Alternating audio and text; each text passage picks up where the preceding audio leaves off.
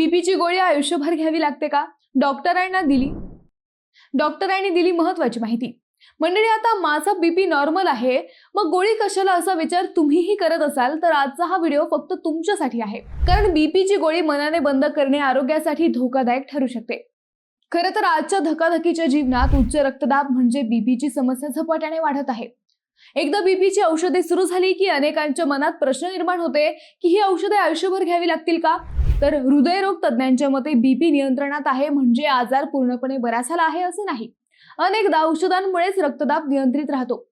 त्यामुळे डॉक्टरांचा सल्ला न घेता औषधे बंद करणे धोकादायक ठरू शकते. बीपी अचानक वाढल्यास हृदयविकार, स्ट्रोक, किडनीचे नुकसान आणि इतर गंभीर समस्या उद्भवू शकतात. मात्र चांगली गोष्ट म्हणजे नियमित व्यायाम, योग, संतुलित आहार, कमी मीठ, धूम्रपान आणि मद्यपान टाळणे यामुळे रक्तदाबावर नियंत्रण ठेवता येते.